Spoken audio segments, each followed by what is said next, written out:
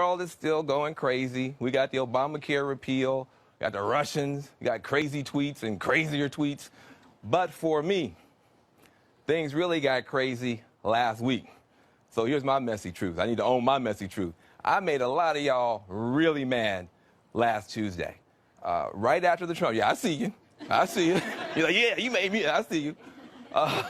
Right after the Trump speech, Anderson Cooper replayed the applause that Congress had given a Navy SEAL widow. And as she stood up there, you know, some people dismiss the whole thing as cynical. You know, my dad was in the military.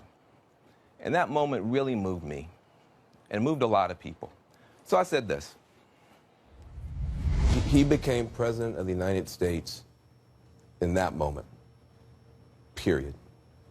There are a lot of people who have a lot of reason to be frustrated with him, to be fearful of him, to be mad at him.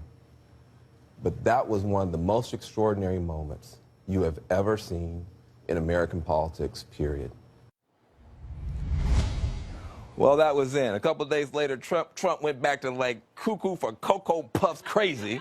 And anybody who was worried that he might start self-normalizing, you ain't got nothing to worry about today. So I could just move on, but I want to talk about this. I want to talk about this.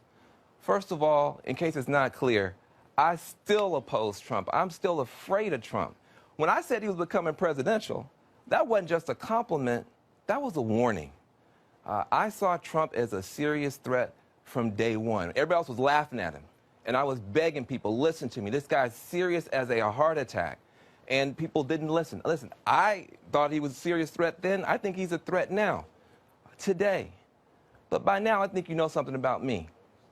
I'm an emotional guy. I'm an emotional guy. I am. I've cried more on CNN than anybody else time 50. Y'all know that I'm emotional. And it was an emotional moment. And I'm proud of myself that I can still get teary-eyed even during a Trump speech. I'm proud of myself that I'm still human. And I'm glad that I'm honest enough to tell you what I really think, what I really feel, even if I know my best friend's gonna disown me and lose their mind, which they did. And if that ever changes, if I ever stop telling you my real truth in real time, no matter how messy it is, no matter how crazy it sounds, I don't deserve to be on TV anymore. That's what I'm here to do, is to give you my truth. Now, that said, I do understand why so many people were shocked and disappointed. Because for millions of people, and people I love, and I work with, and I know and I care about, Trump is the scariest villain of all time. You got people living in fear. And they don't want to hear Luke Skywalker talking about, oh, well, you know, Darth Vader does have some nice things to say. They're not trying to hear that. And I hear you. I hear you. But please hear me.